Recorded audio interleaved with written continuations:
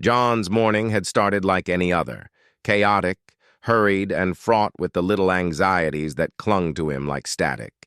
He had overslept, missed breakfast, and now found himself weaving through the cobbled streets of his small hometown, carrying a thin leather folder under his arm that contained what he assumed would be a rather mundane document. A property lease for a small cottage he had recently decided to rent. His mind, however, was a jumble of unrelated thoughts. He mentally rehearsed how he would furnish the tiny living room, worried about whether the rent check had enough funds, and replayed an awkward conversation with his sister from the night before. By the time he arrived at the town hall, John was already frazzled, his hair sticking out in every direction as though it were a visual representation of his nervous energy.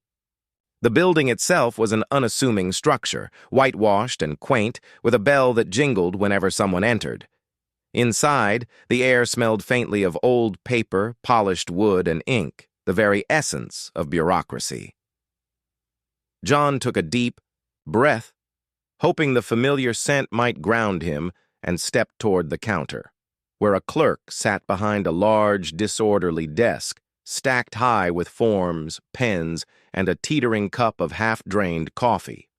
The clerk, Mrs. Whitmore, looked every bit the part of a person constantly on the verge of a breakdown from paperwork overload.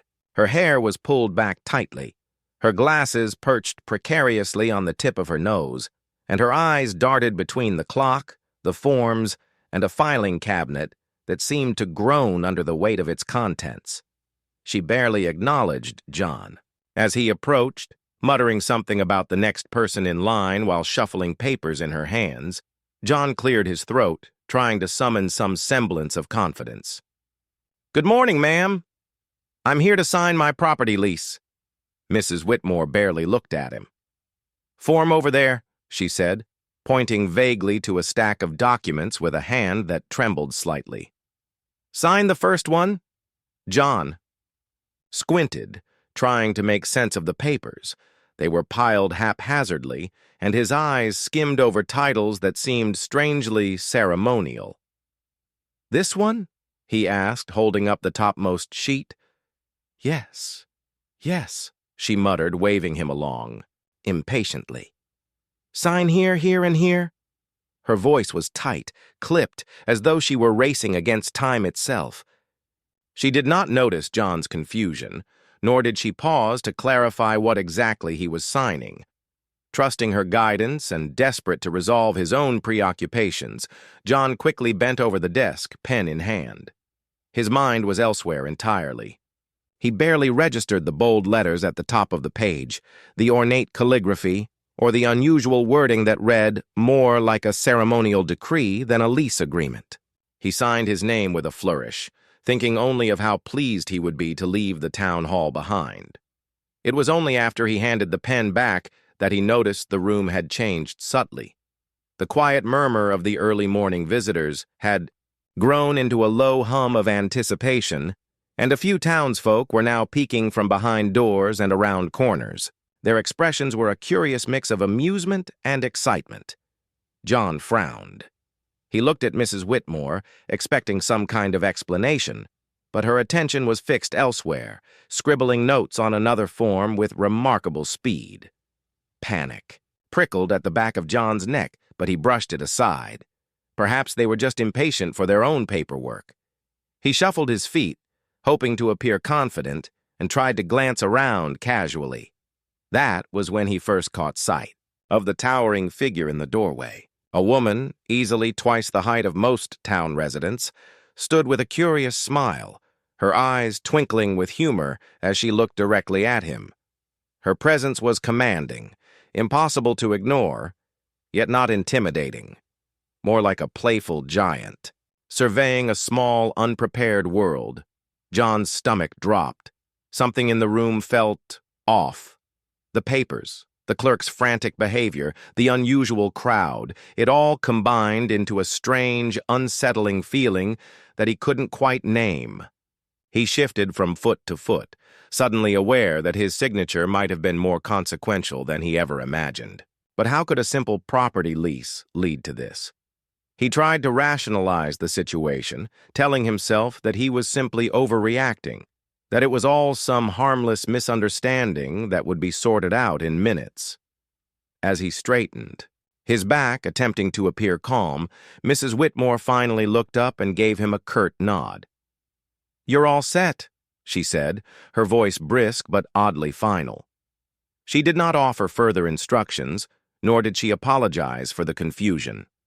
John's gaze wandered to the crowd of townspeople, whose smiles had grown broader, their whispers more urgent. Something told him that his life was about to take a turn far stranger than any property lease could justify. At that moment, John had no idea that he had just stepped into the first scene of a chaotic, hilarious, and entirely unexpected adventure, an adventure that would make him the unwitting participant in a town spectacle he could never have imagined. John had barely recovered from the odd sensation of being watched when Mrs. Whitmore gestured vaguely toward a doorway at the side of the office. "Follow the others," she muttered, clearly eager to be done with him. John hesitated for a moment, the leather folder still clutched tightly under his arm, his pulse quickening.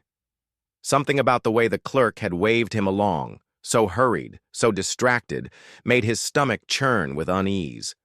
He wondered fleetingly if he had overlooked some fine print or failed to initial a critical section of the lease. But he shrugged off the thought. After all, how much harm could a little paperwork really do? The room he entered was larger than he expected, decorated in a way that made him question his surroundings. Long banners hung from the ceiling, embroidered with swirling designs and bold lettering. Flowers in vivid colors lined the edges of the floor, and the faint scent of sweet herbs filled the air. Dozens of townspeople were gathered there, chatting excitedly in clusters, their faces bright with anticipation. It looked festive. John froze in place, the folder suddenly feeling heavier in his hands.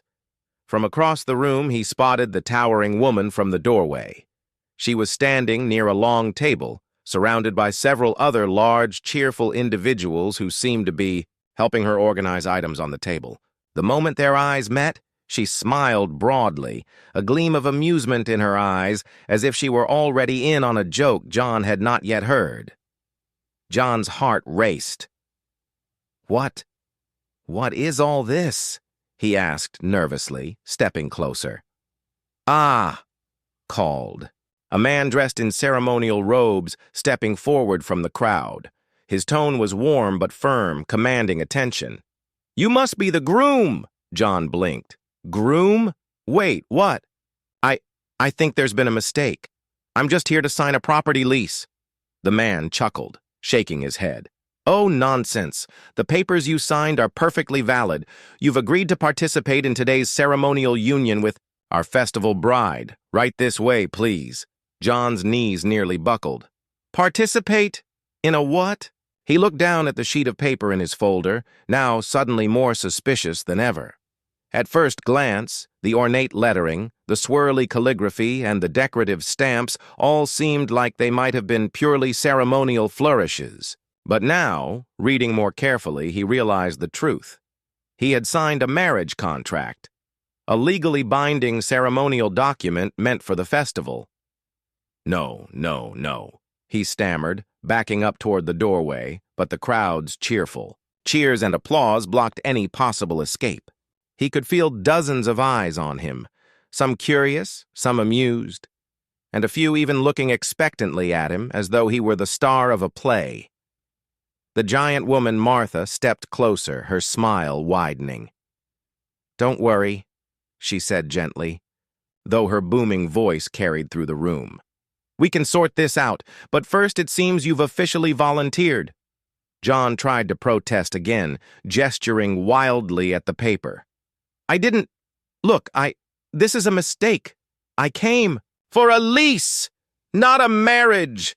The man in robes, clearly enjoying the spectacle, waved his hands as if to dismiss John's objections.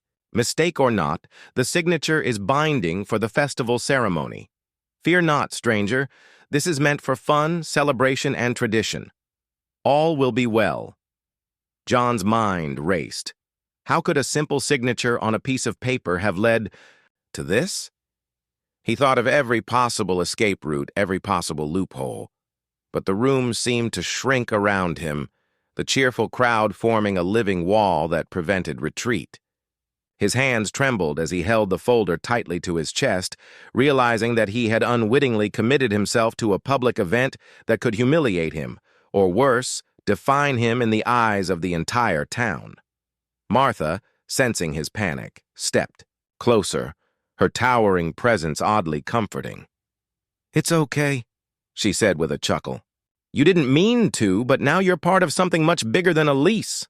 Let's just enjoy it. After all, how often does life hand you a story like this?" John opened his mouth to argue, then closed it again. He realized she wasn't being cruel. She was trying to calm him. Yet the sheer absurdity of the situation pressed down on him, weighing him down more than any signature ever could.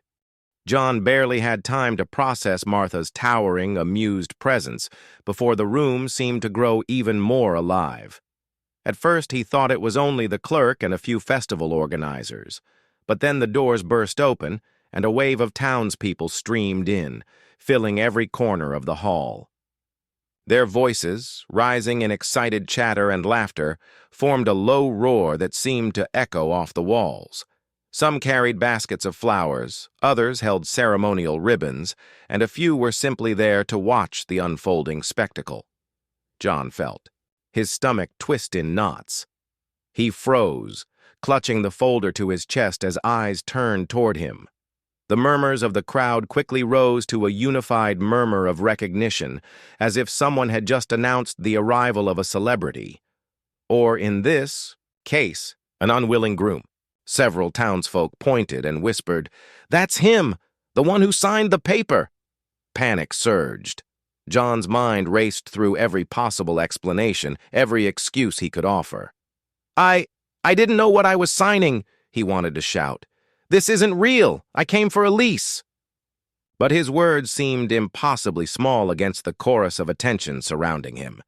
Every step he took toward the back of the room seemed futile. The crowd, whether intentionally or not, formed a living barrier around him. Martha, towering above everyone else, stepped forward, her hand extended in an oddly reassuring gesture. "Relax," she said, her voice booming but gentle. "Everyone's here for the celebration, not to frighten you. You'll see. It's not as scary as it seems." Her laughter was warm, infectious, and despite the absurdity of the situation, John felt a faint tug of calm. Still, he was acutely aware of how ridiculous he must look. A frazzled young man, sweating and clutching a leather folder, dwarfed by a festival bride nearly twice his height and a crowd of expectant townsfolk. The first group of witnesses, a mix of elders, children, and festival volunteers, approached in pairs, each offering polite smiles and nods, as if to silently congratulate him on this honor. John stammered his way through half-hearted waves and murmured greetings, unsure if he should bow, shake hands, or simply hide behind the folder. His usual composure had evaporated entirely.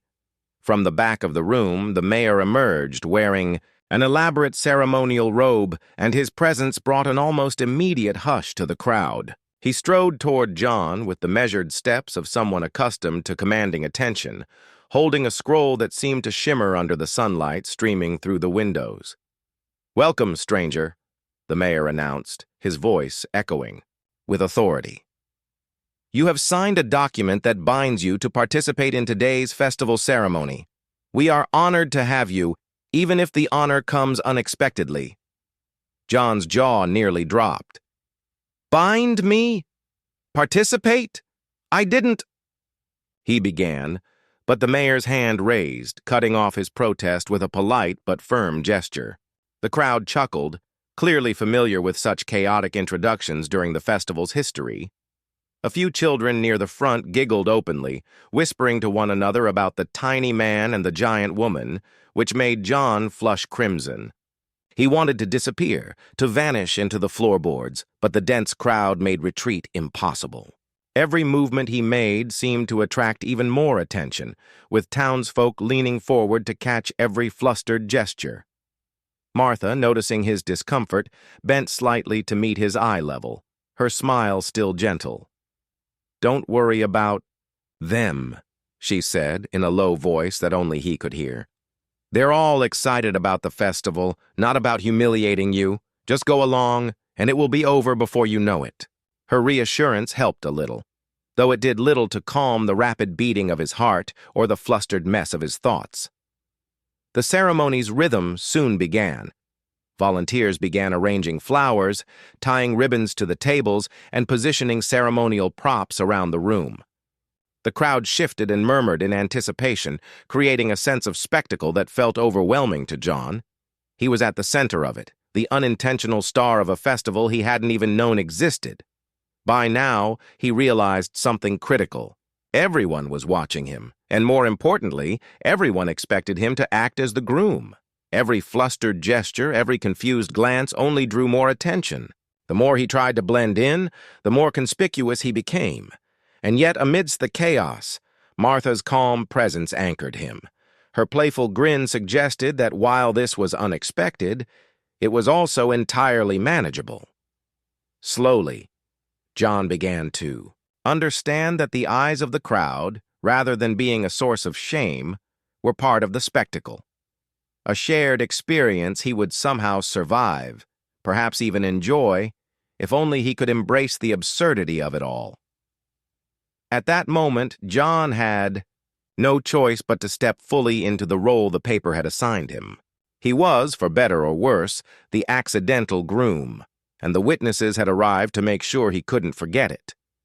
The moment John thought he might regain some semblance of control, a hush fell over the crowd as the doors at the far end of the hall swung open once more. All eyes turned toward the entrance, and there she was. Martha, the festival's ceremonial bride, but calling her simply a bride seemed almost laughable in John's mind. She was a towering figure, easily a foot taller than any other adult in the room, with broad shoulders and an imposing presence that made the air itself feel charged. Her hair was a cascade of dark waves, her eyes sparkling with mischief, and her smile, well, her smile could light up the entire hall. John's jaw practically dropped. He had imagined the ceremonial bride as a dainty, delicate figure, a symbol of tradition and elegance. Martha was none of those things. She exuded strength, confidence, and a sense of playful authority that made John feel both intimidated and oddly awed. His hands, still clutching the folder, shook slightly as he tried to adjust his tie, which suddenly felt far too tight. The crowd erupted into applause, laughter, and cheers as Martha strode confidently down the aisle toward him. Every step she took seemed to command attention, the sound of her boots echoing off the walls. Children craned their necks to watch, adults whispered among themselves, and John felt like he had been dropped into the center of a living storybook. Martha reached the front of the hall, stopping just a few feet from John. She leaned slightly forward, her towering frame bending with surprising grace, and studied him with a keen, playful gaze. "So you're the one who signed the paper," she said, her voice rich and warm, yet carrying the power to fill the entire room. The poor, unsuspecting groom. John blinked, entirely flustered. I didn't mean to," he started, his words stumbling over themselves. "I thought I was signing a lease, not a marriage." Martha laughed, a sound that was both deep and melodious, echoing through the hall. "Ah, don't worry," she said, shaking her head with exaggerated disbelief. "Mistakes happen. You've made yourself the star of the festival now, whether you like it or not." The crowd responded with delighted laughter, clapping and whistles. John felt heat rising to his cheeks. He tried to shrink into himself, but there was nowhere to go. Every eye in the room was on him, and Martha's towering presence made him feel like a mouse in the shadow of a playful giant. Martha stepped closer, her enormous hand resting casually on the edge of the table nearby. "Now don't look so worried," she said, leaning slightly forward so that her gaze met his more directly. Despite her size and strength, there was a gentle warmth in her eyes that put him slightly at ease. "We're going to have fun today, I promise. Just follow my lead, and everything will turn out fine." John swallowed hard, realizing that fun in this context probably meant something very different from his usual definition. He was, after all, standing in front of a room full of townspeople, about to participate in a festival ceremony for which he had accidentally volunteered himself. Yet somehow Martha's calm confidence and playful humor made the idea of the impending chaos feel a little less terrifying. She gestured toward the ceremonial decorations and props scattered around. The hall, baskets of flowers, long ribbons, and intricately carved wooden symbols. "Everything here is part of the festival," she explained, her voice still carrying that rich, commanding tone. "And today you and I are at the center. Don't worry, we'll make it through, and who knows, you might even enjoy it." John managed a weak nod, though his heart was still racing. He tried to imagine enjoying anything in this situation, but Martha's presence, her humor, and the way she seemed completely unfazed by the crowd's attention made him feel strangely reassured. For the first time since he had signed the paper, he allowed himself to think that perhaps this wouldn't be a complete disaster. The crowd, sensing a subtle change in John's demeanor, grew even more excited, their murmurs turning into cheers. Children waved little flags, elders nodded approvingly, and volunteers prepared to begin the ceremonial activities. John took a deep breath, straightening his posture as best he could, and tried to meet Martha's gaze without looking utterly terrified. At that moment, he realized something crucial. Despite the absurdity of the situation, Martha's presence transformed it. She was larger than life, yes, but she was also kind, playful, and reassuring. The giant woman at the center of the festival was not his enemy. She was an ally, a guide through the chaotic spectacle he had stumbled into. As the ceremonial music swelled through the hall, John felt a cold wave of panic wash over him. The crowd's excitement, once amusing in a distant, abstract sense, now pressed down on him like a physical weight. Every clap, every cheer, every eager gaze seemed to magnify his mistake.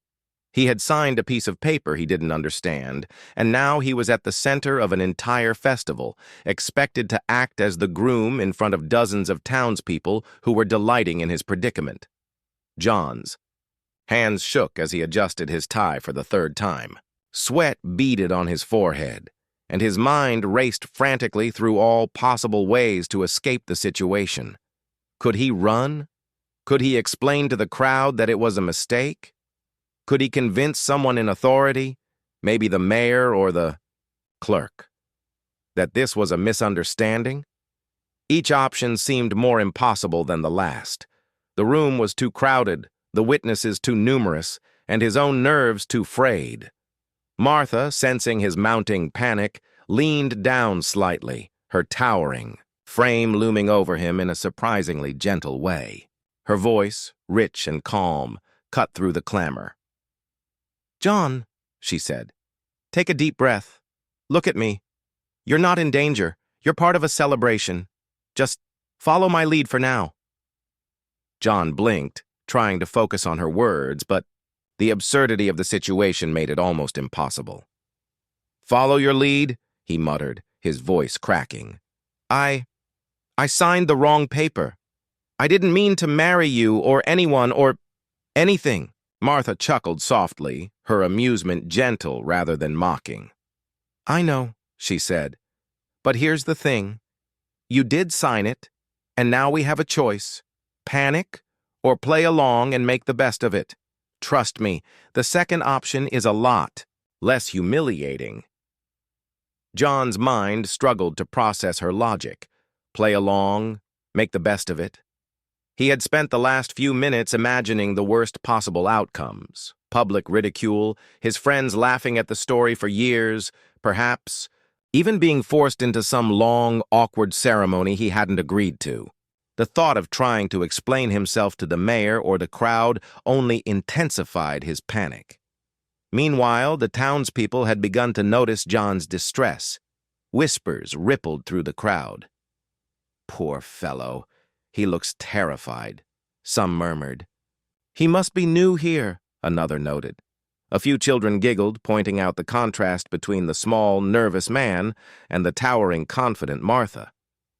John felt a flush of embarrassment creep over him, intensifying the panic. Trying to regain control, he looked at the sheet of paper in his hands. The ornate lettering, the stamps, the ceremonial flourishes, all of it now seemed absurdly binding. He had accidentally committed himself, and there was no immediate way to undo it. Every moment that passed made the mistake feel more real, more permanent. The reality of being the center of attention was inescapable. Seeing his flustered state, Martha reached out a hand, not to grab him, but as a reassuring gesture. "We'll get through this together," she said. "I'll guide you through the ceremony, step by step. Just follow my lead and don't overthink it." Her calm, steady presence was like a lifeline. John realized that despite her size and the overwhelming nature of the situation, she genuinely wanted to help him navigate it. The first ceremonial tasks were announced. Simple gestures like placing flowers, tying ribbons, and moving between specific points in the hall. To John, however, even these seemingly mundane instructions felt monumental. He imagined stumbling over every step, tripping on a ribbon, knocking over a vase of flowers. Every worst-case scenario ran through his mind. Martha smiled down at him, noticing his hesitation. "Start with this," she said, pointing to a ribbon on the table. "Just pick it up and loop it over the post. Easy, no pressure." Her tone was encouraging, playful, and yet commanding enough that he felt he had to try. Taking a deep, trembling breath, John reached for the ribbon. His hand wobbled as he lifted it, the crowd's eyes practically drilling into him. Every movement seemed amplified. He felt ridiculous, overwhelmed, and utterly exposed. And yet, beneath the panic, there was a strange sense of relief. He wasn't facing this alone. Martha's presence, the playful giant guiding him through every step, offered a thin thread of comfort amidst the chaos. As John struggled with the ribbon, fumbling slightly but managing not to drop it, the crowd clapped politely. Martha's gentle laugh echoed beside him. "See? Not so bad. One step at a time." For the first time, John realized that panic was useless. He could either continue to spiral into anxiety or take Martha's guidance and navigate the absurdity of the situation. Slowly, he began to focus, taking one careful step at a time, learning that even in the most unexpected circumstances, a small measure of calm and a giant ally could make all the difference. By the time John had managed to survive the first few ceremonial steps, looping ribbons, placing flowers, and navigating the maze of onlookers, he thought perhaps he could finally relax. That thought, however, was brutally short-lived. The mayor, towering in his ceremonial robes and carrying a scroll that gleamed under the festival lights, cleared his throat with dramatic flair. The crowd hushed instantly, all eyes turning to the epicenter of the hall. "Citizens," the mayor began, his voice resonant, commanding attention. "We have a situation most unexpected. Our festival bride has a groom who, quite accidentally, signed the wrong paper." The crowd erupted in laughter, cheers, and whispers of amusement. John's face turned bright red. He had never felt smaller in his life. The mayor raised a hand, silencing the room. "But fear not, for every challenge brings an opportunity," he announced. "Though the groom's signature was mistaken, the tradition must continue, and thus a compromise." John's eyes widened. Compromise? He thought, already fearing what new absurdity awaited him. The mayor's grin widened. "Yes, since The paper is signed, and the law of our festival is clear. You will participate in the ceremonial union, not in solemn matrimony, but in a series of festival tasks designed to honor both bride and groom.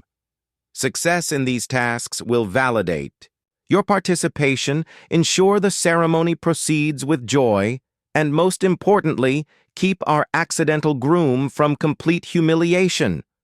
John gawked, trying to imagine what festival tasks entailed. His imagination, however, failed to capture the full extent of what awaited him. Martha stepped closer, her towering presence reassuring. "Don't worry," she whispered.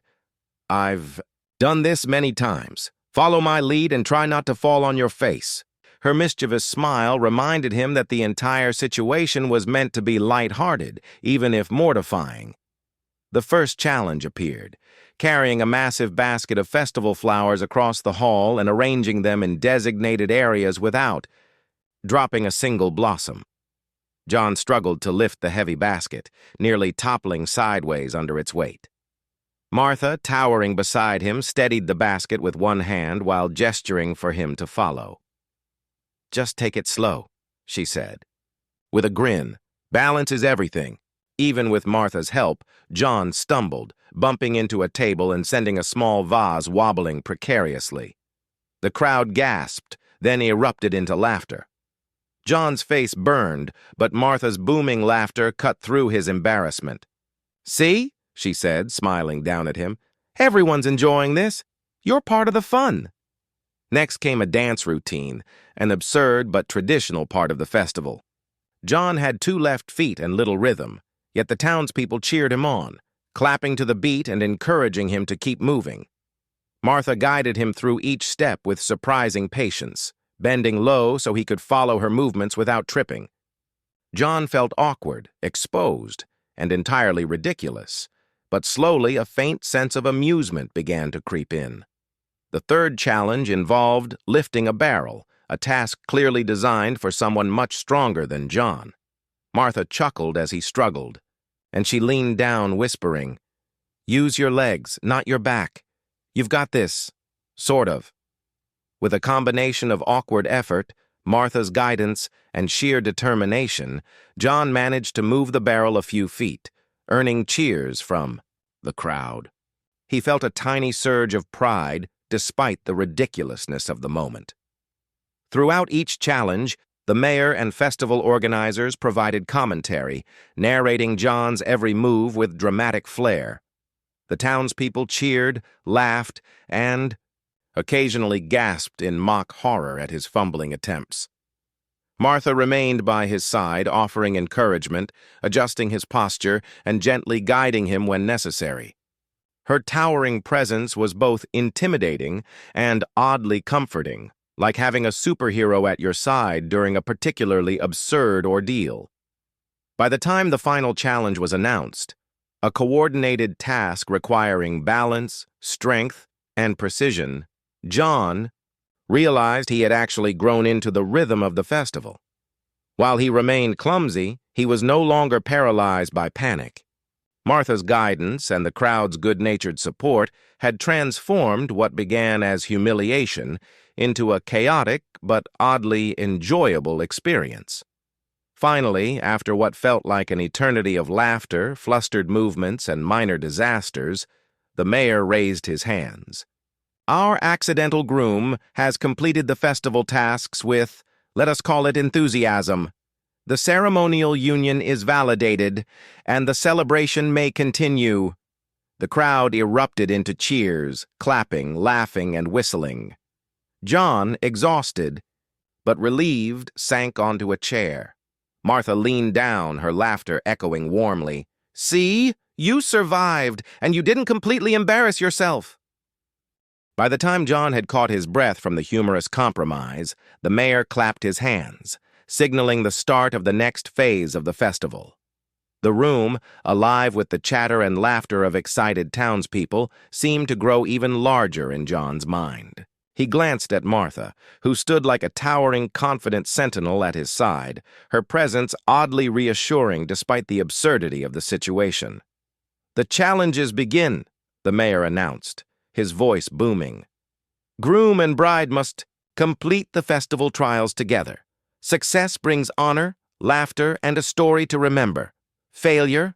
Well, failure brings laughter, and you've already signed up for that. John swallowed hard, already feeling the weight of the first task looming over him. The challenge was deceptively simple, carrying a long, unwieldy wooden beam across the hall while balancing atop two small wooden planks. To any bystander, it looked like a mild display of coordination. To John, it looked like an impossible feat. That would end in disaster the moment he took his first step. Martha, towering and strong, grasped one end of the beam with ease, her grin wide and teasing. "Come on, little groom," she said, her voice rich with playful authority. "Keep up. I won't let you fall, but you might make everyone laugh."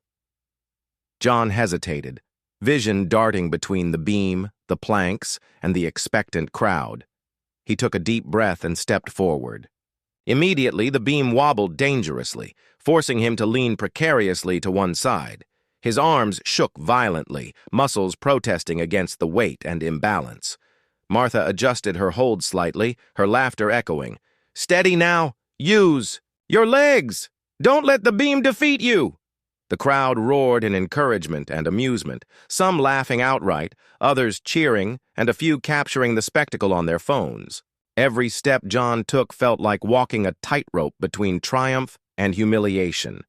One misstep could topple him entirely, sending the beam crashing, and him along with it.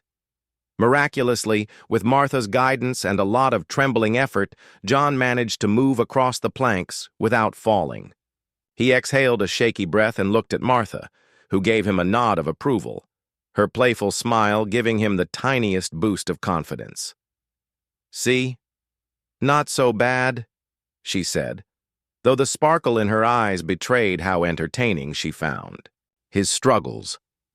The next challenge involved a dance routine, less about grace and more about coordination and timing. John, who had the rhythm of a malfunctioning metronome, felt panic surge anew. Martha extended her hand, towering over him, yet maintaining a warm, patient presence. "Follow my lead," she said. "Just step where I step, and remember, it's supposed to be fun." As the music began, John tried to mirror her movements. His feet tangled, he stumbled over ribbons on the floor, and at one point, he nearly collided with a volunteer holding a decorative basket. Each misstep brought a ripple of laughter from the crowd. But Martha's laughter rang alongside theirs, comforting and encouraging rather than mocking. By the time the dance ended, John was breathless, red-faced, but strangely exhilarated. He had survived, and the crowd cheered as if he were a hero. The third task was perhaps the most physically daunting, lifting a small barrel filled with festival goods from one end of the hall to the other. Martha hoisted her end with ease, while John strained to manage his side. The barrel wobbled dangerously, threatening to topple, but with a combined effort, they managed to deliver it safely. Martha's booming laughter echoed as she patted John's shoulder. "Not bad, little groom. You're stronger than you look sometimes." Throughout each challenge, the townspeople provided commentary, clapping, cheering, and occasionally shouting encouragements that made John both flustered and oddly proud. Every awkward step, every near fall, every stumble became part of the shared experience, and John began to realize that the humor of the situation didn't diminish his efforts. It highlighted them in a way that brought laughter and connection. The end of the series of challenges, John was exhausted, dripping with sweat and laughing at himself more than he had in years. He had stumbled, fumbled, and nearly fallen countless times. Yet Martha's guidance, patience, and playful teasing had transformed what could have been a mortifying disaster into a hilarious adventure. And through it all, a subtle bond began to form between the accidental groom and the towering festival bride. He was learning to trust her guidance, to laugh at himself, and to embrace the chaos rather than resist it. The challenges, though ridiculous and exhausting, were becoming less about public embarrassment and more about a shared, unforgettable experience. a comedic journey that neither John nor Martha would ever forget. As the crowd cheered their completion of the trials, John realized something remarkable. The panic that had gripped him at the start of the festival had been replaced, however slightly, by a sense of pride, connection, and even joy. Martha's presence had transformed the experience, turning his accidental misadventure into a story of laughter, teamwork, and unexpected camaraderie. By the time the last festival challenge was completed, the hall was buzzing with applause, laughter, and cheerful chatter. John was still catching his breath, his limbs sore and shaky from the physical comedy of the day. Sweat had plastered his shirt to his back and his hair stuck out in chaotic tufts, but for the first time, he felt a strange mix of relief and exhilaration. The crowd's attention, once an oppressive weight, now felt like a shared celebration. He had survived rather than a spotlight of humiliation. Martha stood beside him, towering and imposing, yet her smile was softer now, more genuine than the teasing grin she had worn during the challenges. She had guided him, laughed with him, and, perhaps most importantly, never made him feel small or foolish despite the absurdity of the tasks. Her presence had been a strange comfort, and John realized that he was genuinely grateful for it. "You." "No," Martha said, her deep voice rich with amusement and warmth. "For someone who signed a wrong paper, you did remarkably well today." John laughed nervously, wiping sweat from his brow. "Remarkably well? I nearly tripped over everything, knocked over half the props, and danced like a scarecrow on fire. I don't think remarkably applies here." Martha chuckled.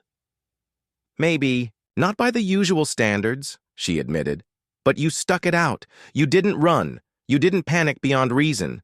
And most importantly, you didn't give up. That counts for a lot." John felt a faint smile tug at his lips. There was something about the way she framed his fumbling efforts, not as failures but as persistence, that made him feel seen and even a little proud. He glanced around the hall, at the laughing townspeople still clapping and teasing, and realized he wasn't alone in this chaotic experience.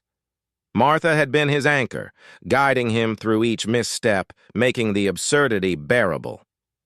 "Thanks," he said quietly, almost embarrassed. I don't know what I would have done without you." Martha's smile softened further. "You would have survived," she said gently. "But I admit, it would have been far less entertaining for the crowd." John laughed, the tension in his shoulders easing. "I think I've embarrassed myself enough to last a lifetime," he said. "Yet somehow I don't feel completely miserable." "That's because you weren't alone," Martha said. Her eyes sparkled with a playful glint, but her tone carried sincerity. "Even in the strangest situations, it's easier to get through them with someone else by your side. And hey, you did okay. Better than okay, really."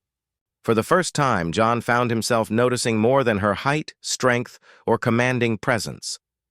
There was a warmth, a humor, and a patience in her demeanor that made him feel unexpectedly comfortable.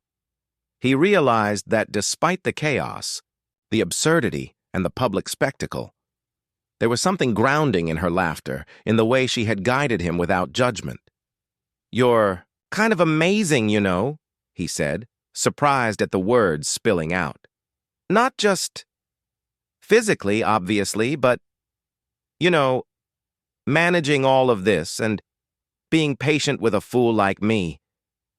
Martha laughed, a rich sound that seemed to fill the room, yet softer now, more personal. "You're not a fool," she said. "You just didn't read the fine print. And honestly, I enjoy seeing people rise to challenges they didn't expect. It tells me a lot about their character. You've got resilience, John." John felt a warmth rise to his cheeks, not entirely from embarrassment this time. The compliment, genuine and unforced, struck a chord.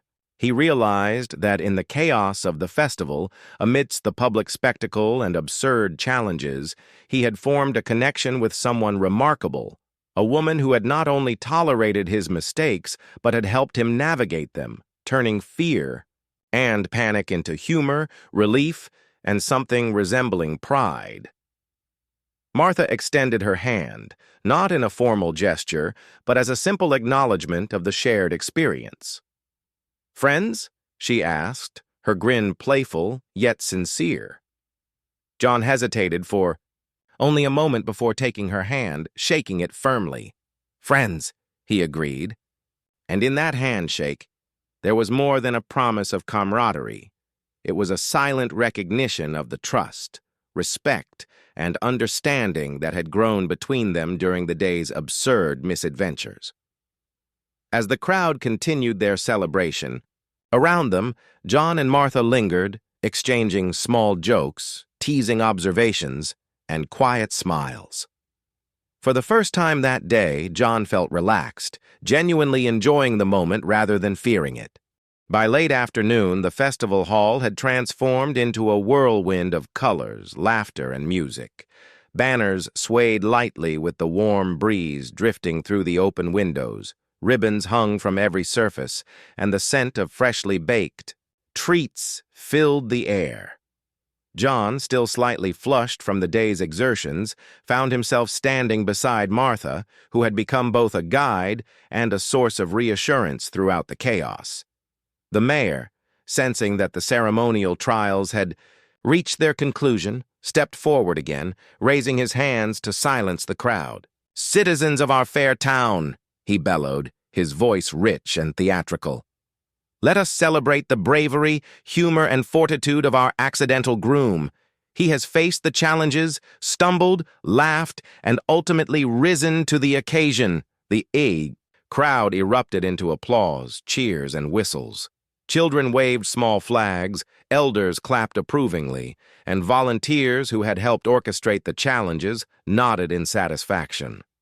John felt a warmth in his chest, a mix of relief and pride, as the reality of what he had just survived sank in. Despite the absurdity, the spectacle had been a success, and the townspeople's approval was genuine. Martha stepped forward, her towering presence commanding attention even amidst the excited crowd. "John," she said, her deep, melodious voice cutting through the noise, "you've done more than survive. You've embraced the chaos, laughed at yourself, and honored our festival traditions, even if unintentionally. That deserves recognition." John's face turned crimson, and he awkwardly scratched the back of his neck.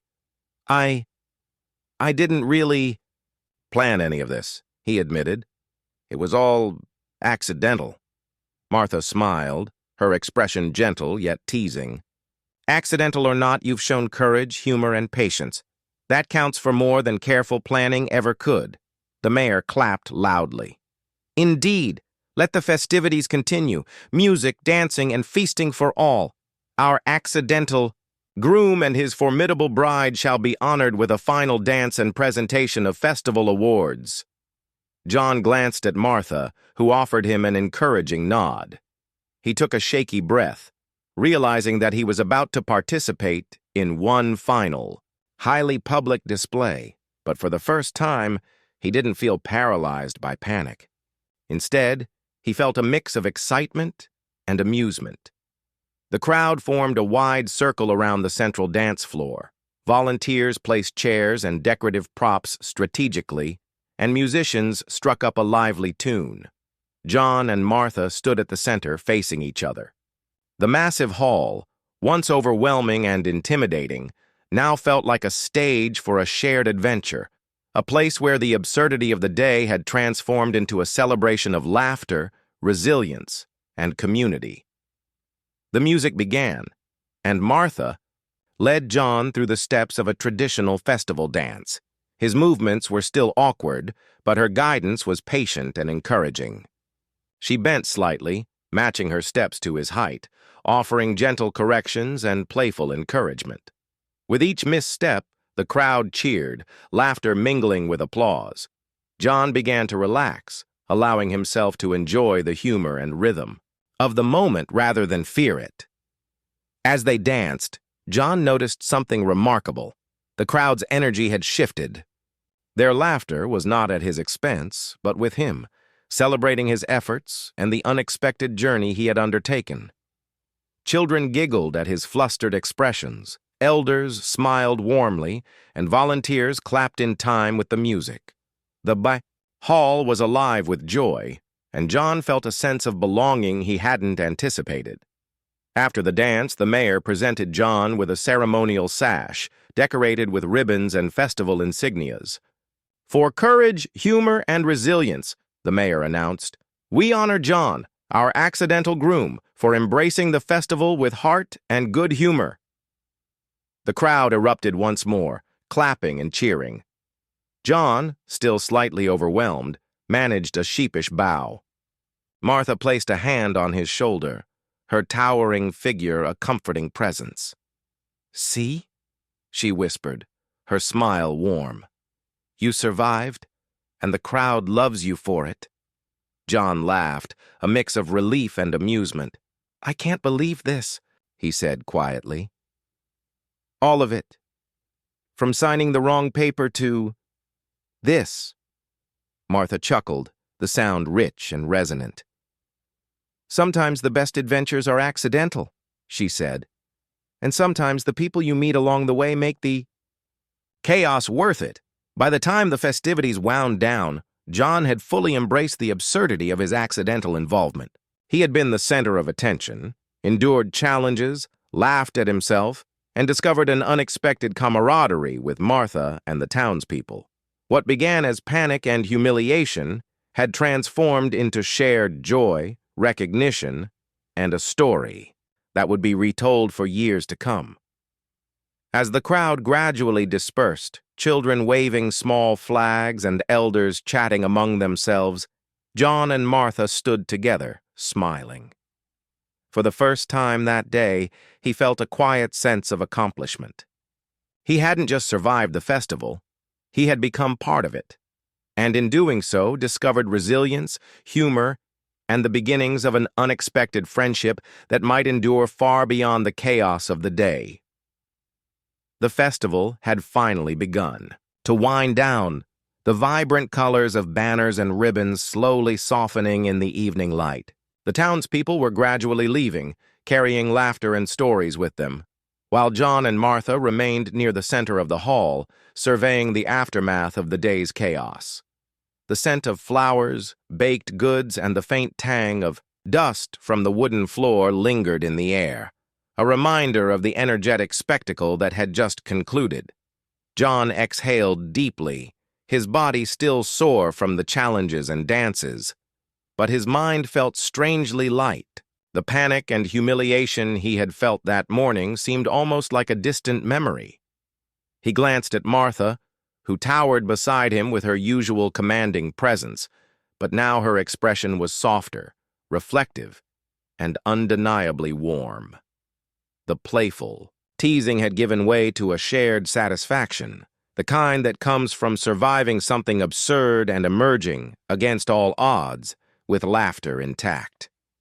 "You know," John began, his voice tentative, "I never imagined I'd survive today."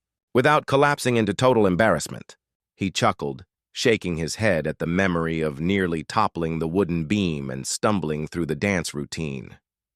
Yet, here I am, somehow still standing. Martha's laughter was rich and genuine. "You've done more than survive," she said. "You've participated, you've adapted, and most importantly, you've laughed at yourself. That's a rare skill, John. Not everyone can manage that." John felt a warmth rise to his cheeks.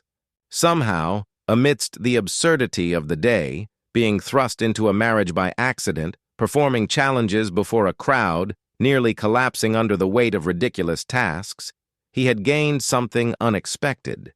He had experienced connection, camaraderie, and even the thrill of being a part of something larger than himself. The mayor approached, clapping his hands for attention. "Citizens," he called, though most had already left, leaving only John, Martha, and a few volunteers. "Though our festival day draws to a close, we must honor our accidental groom one last time." He handed John a small, ornate medal, engraved with the festival's emblem. For courage, humor, and adaptability, we present this to John, whose journey today reminds us all that life's surprises are often the most memorable. John accepted the medal, feeling a mix of pride and awkwardness. He looked at Martha, who smiled down at him, her towering figure casting a protective shadow.